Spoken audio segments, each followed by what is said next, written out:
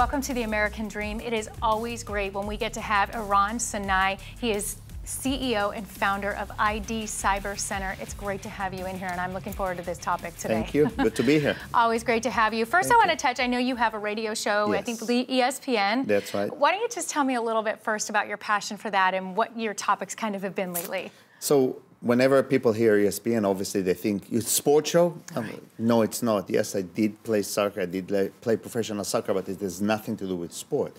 It's a talk show. It's called Common Sense with Eran Sinai, and we bring different guests. We want to take topics that in the realm of the world and make them simple, make them bring common sense into him. So we could have city official from the district attorney to realtors to non-profits. So we try to really take what's happening here in the world and really make sense to people so they can understand what it is about. And it's fun. The show is live streamed, so people can watch us live in the studio. It's podcasted simultaneously. You can listen to it on the radio. And I love doing it. It's a lot of fun. And I think it's something that people really want to hear more. Everybody's tired of the mainstream stuff, or like we talk about here with, just more negative media. It's so great when you get to hear things that are empowering or inspiring or make you think differently. And hopefully people come out a better person after hearing your show. Absolutely. And, it's Monday live at 5 p.m. So people are listening in the radio, believe it or not. Sometimes they don't want to just listen to music. And I try to make it fun. It's not heavy. It's light. I love trivia. I love music. So I always involve things like that. And people, in the beginning, they sit like this. They're a little nervous. And towards the end of the show, they're like, oh, that's an hour already? And it's gone in a second. And you know how it is. So I enjoy it. Isn't that fun when you watch people relax into it? Yes, and absolutely. to where they're not nervous anymore and they realize, okay, I'm just here. And people want to hear natural conversations. Yeah. They want to hear people that are, engaging and inspiring. So I think that's so awesome that you're doing that. And it is. I'm glad we got to touch on that. Yes, thank you. Obviously, one of the really important roles that you play is being founder and CEO of ID Cyber Center. Right now, cyber, people are heightened about it. There's a culture right now, everybody's worried. They're worried about cyber attack. First, tell me, what you see as a culture that the world is looking at as far as cyber. Unfortunately, it's not going to get any better anytime soon. As a matter of fact, there was just a convention. It's called Black Hat Convention in Vegas. That's where all the good hackers get together and discuss what's next. And the biggest topics, believe it or not, was voting. Do we want to use pen and paper or do we want to use digital? So it affects every area of our lives. And I think we cannot, and a lot of people, you'll be amazed from research we have done, bury their heads in the sand and thinking if they won't look into it, it won't happen to them. But when we talk about breaches and data leaks, and we're looking at Equifax, one of the 3 credit bureaus, when over 148 million people's information is out there. So there's no question in my mind that each one of us, you, me, every one of us, information is out there. The question is if they're going to do it, when they're going to do it, and not if, but when, and what they're going to do with it. So I would really recommend that people don't bury their head in the sand. Check on a regular credit your credit card statement. Check your credit once in a while to see. Check your even medical bills. Once a year, get a statement from your insurance company and go through it, kind of x-ray of your insurance bill, because there's a lot of medical identity theft. Wow, that is great advice, and I bet a lot of people don't think about that. No one does it. No one does it. And I said, look, it is tough. There's pluses and minuses with being so advanced, but we're not going backwards, we're going forward. And the thieves, yes, they're getting a little more sophisticated, but it's not as much as them being sophisticated as much as the tools are so much more readily available. So I just encourage people to really be conscious and proactive. You can't prevent it, but you can be proactively doing things to protect yourself. So you really see that the worry kind of is real. Is there anything that people are worried about that maybe shouldn't be and they're focusing on the wrong thing from your perspective? Yes, I think people are focused on the credit card and they think, well, it's okay, if they'll steal my credit card, the bank will reimburse me. But it's not only that, it's much deeper than that. It is using your identity to even do crimes. It is doing things that could hurt you financially that you're going to have a problem proving that it's not you. And I always say, even quickly, people don't know the difference between using a credit card and a debit card as far as liability. And it is so common. A small, quick example, Demi Moore, everyone knows who she is. A few weeks ago, and you guys can check it out, someone called American Express, and he knew enough information about her to say that her card was stolen and change her address so her new card will be sent to his address. He got her new American Express, and it was in the paper, spent $169,000. Now, because it's her, they didn't question the spending. Then he tried to sell the merchandise. Lucky her, and it never happened. He got caught, right? But what I'm trying to say, don't ignore things. People know about you enough that they can create those synthetic fake profiles just like that. So be proactive, look at your credit card statement, and, worry but keep living. Sure. And that's really what I think have being to say. proactive and making it the new habit. Absolutely. We've had to learn a new habit of living with cybersecurity and with worrying about our identities. It has to become a new part of our almost daily life of being proactive, like you're saying. And I think we could probably do an entire half-hour show just on this. That's right. I really appreciate that you brought up these key topics. You're I welcome. hope that our viewers really heed the warning, and we'll be right back with more of The American Dream.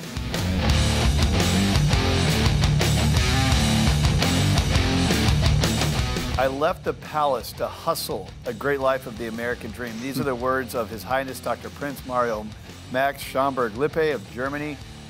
Prince, good to have you on the show. Thank you so much for joining us on the American Dream. Thank you. I'm very excited to be with you, and it's absolutely true. It started pretty early. I was born in this little village, we have to say, the city Salzburg, the Sound of Music city, and fortunately enough, we had a stage in this city. And as a young boy, I was performing in the opera Boris Godunov.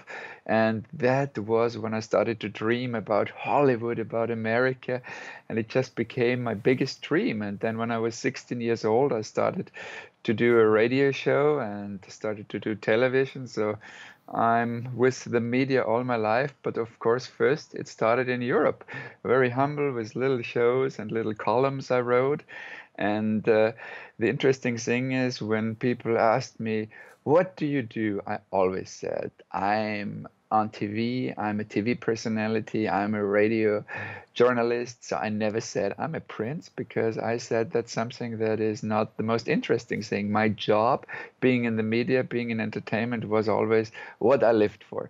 Yeah, and then a few years ago, I really made it to Hollywood, and after a successful and big career in entertainment in Europe, I said, now I'm going to jump in the cold water, come to Hollywood and see what happens. And I'm now a judge at the Television Academy for the Emmy Awards, and I'm working 7 days a week on interesting projects. I started my own PR company, so I help people to get in the media, or if they have a crisis, get out of the media. And I'm just having a blast being in this wonderful country, and America is being very friendly to me. I think it's such an open and such a cool place. So I feel very welcome, and I thank this country for what opportunity it gave to me. I really have to mention that. Well, it's pretty fascinating that you found your inspiration in this Hollywood scene, that you actually made the leap from being a prince to now being here in Southern California. What year did you do that? I started with little steps. So first, I just went to New York, and there I met at the function of Prince Albert of Monaco, Liza Minnelli, and we just had a blast dancing. And she said to me, "Oh, this kid can dance." So legendary Liza Minnelli from the musical Cabaret. Most of you guys will know her from winning the Oscar, the Emmy, the Grammy, and the Tony. This legendary entertainer invited me to dance class to Luigi, who was the former dance captain of MGM Studios. And there I was dancing and rehearsing with Liza Minnelli, with Ben Vereen, Pippin, with Christine Baranski from the ABBA movie, all these legends. And every day we went to this Broadway dance class at 11. And she took me under her wings, and we had a blast. And I started to work on musical shows. So I was starring in a show called Pretty Faces. I was starring in Dracula's Story. I was starring in the show 12 Days of Christmas. So I did a lot of stage work first. And then I wanted to merge back into television, what I did in Europe. So I moved on to my next education, and I went to the Lee Strasberg Institute, and there I studied with David Strasberg, who is the son of Lee Strasberg. And right on, I booked TV stuff. I had a show on VH1, I did work on Bravo, and then I did a movie for Lifetime television. So everything worked out really cool, and I just feel whenever you want to achieve something and work hard and learn your craft, it really works, and I never had a problem with it.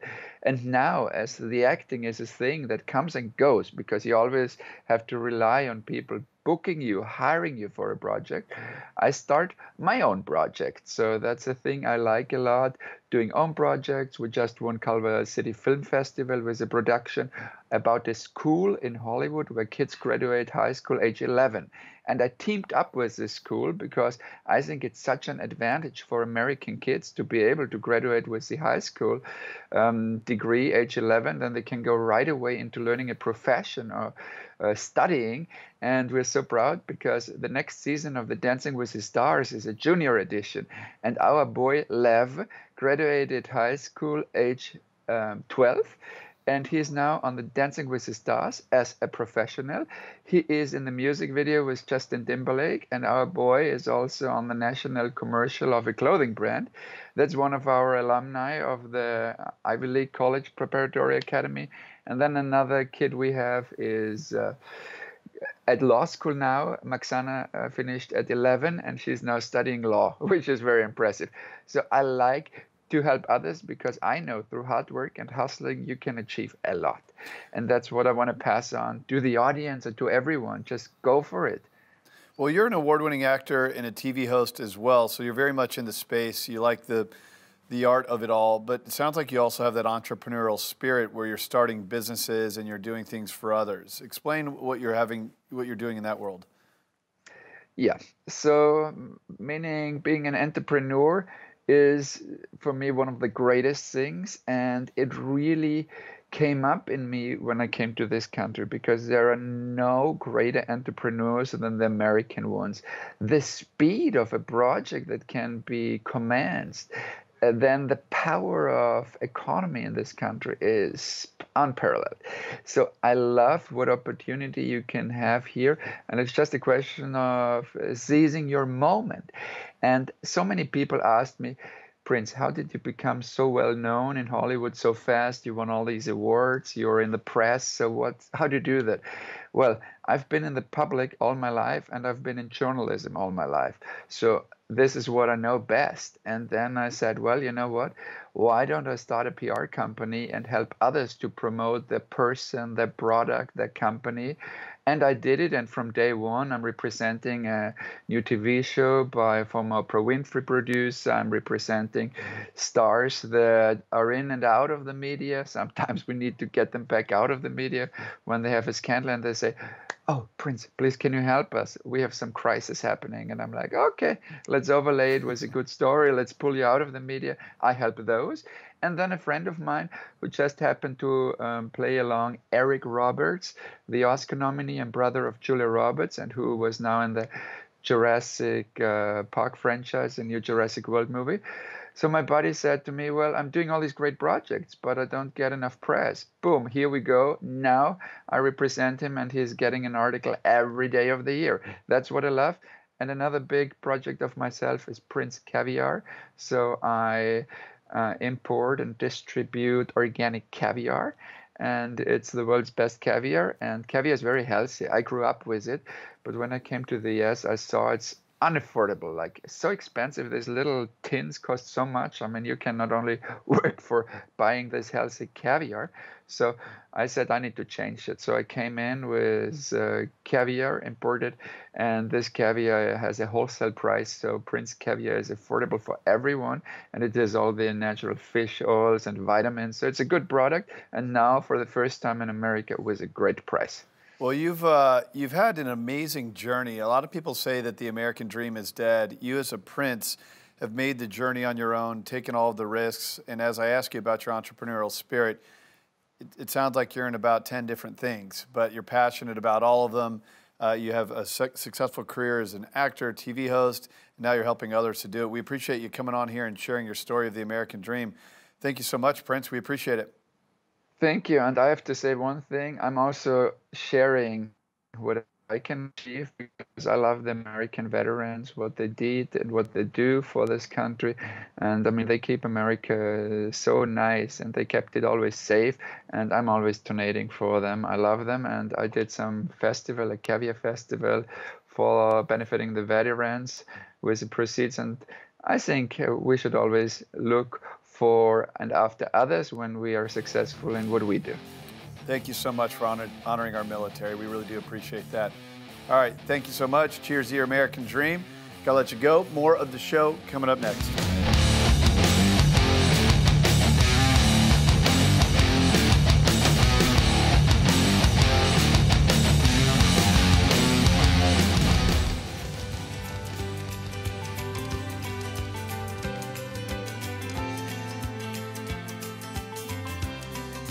Hi, I'm Heather Osgood with Sotheby's International Realty. I'm here in Enumclaw, Washington today at the Seattle Polo and Equestrian Club. We're going to take a quick tour, take a look and see what's going on, so let's get going.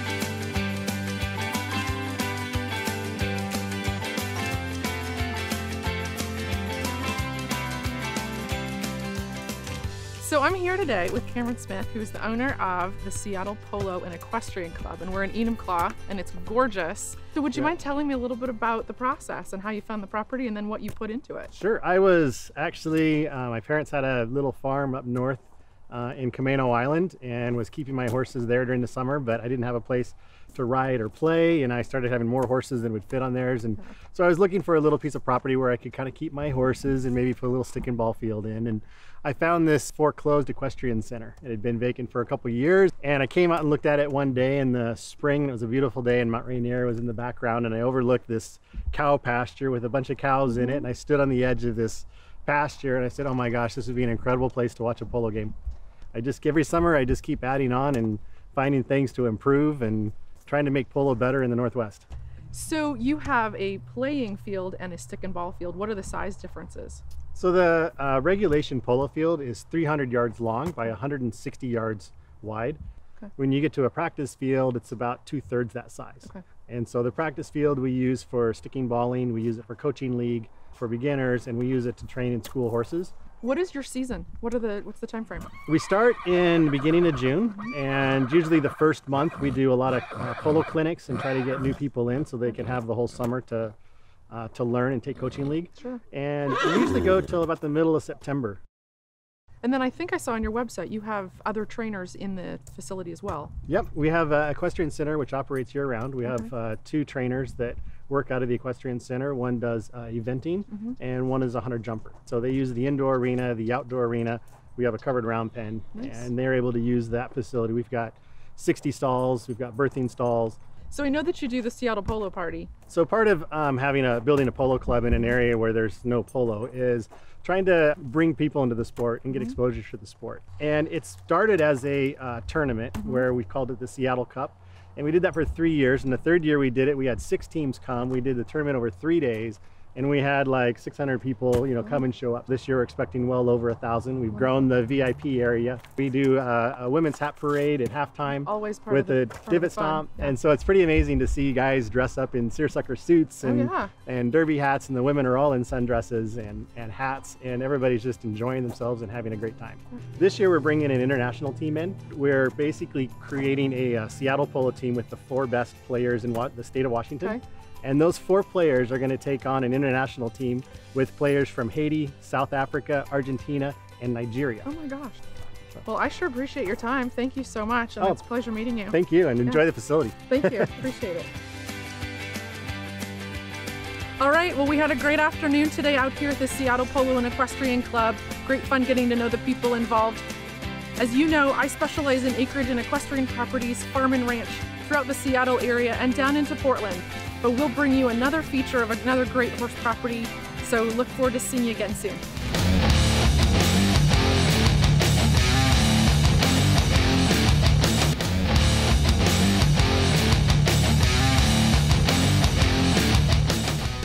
Welcome back to The American Dream. My next guest is Jeff Costello. He is a designated broker with Tribeca Northwest Real Estate. Jeff, thank you so much for being back on the show. Thanks for having me. What advice would you give a buyer or seller in this kind of a dynamic market? I would tell you this: who you work with matters more now than ever before. And the reason is that you need somebody that has experience and the know-how, and maybe somebody who's been in a market similar to what this market is. Buyers, you have the ability and the luxury to be a little bit patient. However, if you find that perfect home, don't wait to see if somebody else is going to make an offer. Make the move on it and negotiate it. Make your agent really work with you to get a clear understanding of what you're getting into and try to negotiate the best terms possible, because that's the type of market that we're in. As an agent, that's what we do, is we are negotiators. Let us help you find the right home and to negotiate the best terms for you. For sellers, again, who you work with really matters. Vet the agent that you're working with. Make sure that they have experience selling homes. Make them provide you case studies of what kind of work that they've done in the past. Because homes aren't just going to sell just because you put it on the MLS. For sale by owners and those discounted brokers or those services that just they'll put it on the MLS, but you've got to sell the home yourself. You really need an agent or broker who really understands the process. It's about marketing, it's about follow-up, it's about execution, and it's about negotiation. Those are the things that you hire an agent to do. Now make them go and do that for you. Well, Jeff, thank you so much for being on today and for sharing some great advice with our viewers. And we will be right back with more of The American Dream.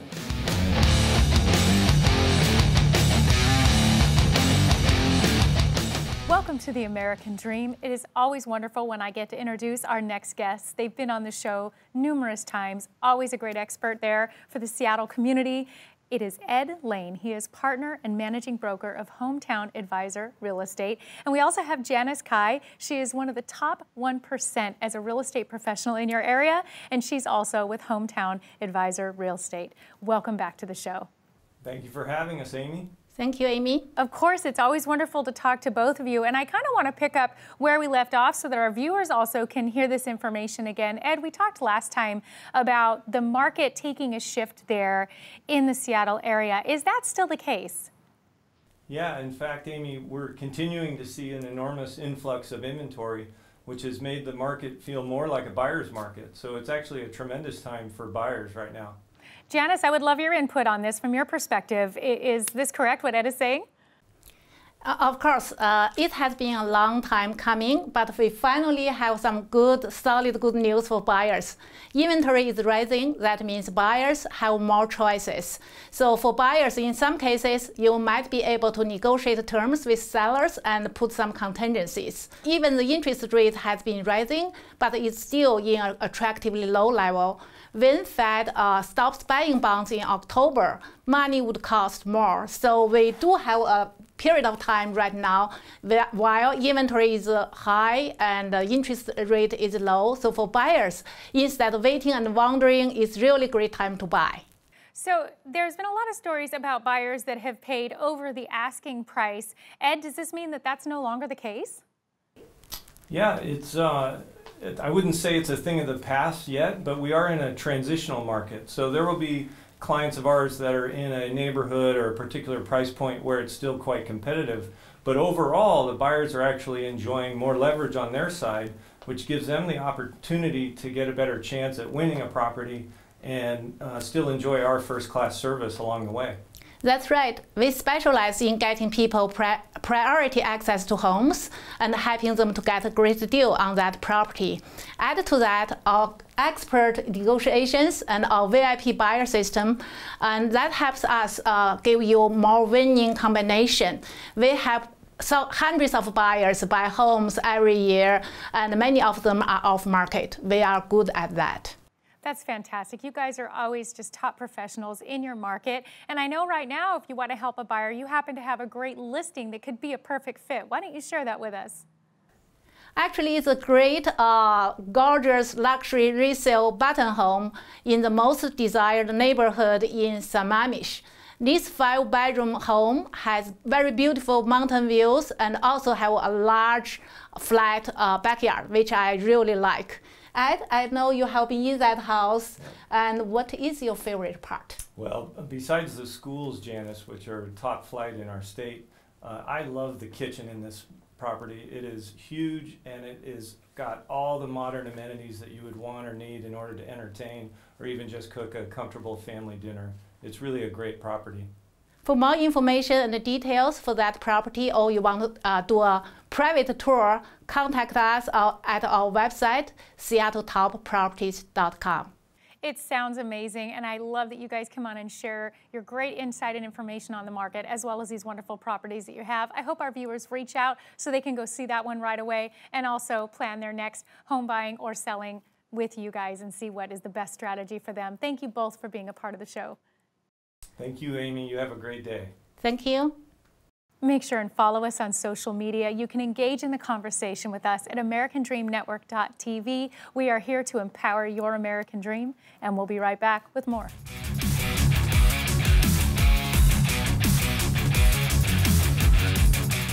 All right, that's all for the American Dream. Thank you so much for checking us out. Remember, our goal is to educate, empower, and engage your American Dream. Don't forget, we love you to breathe oxygen into this message.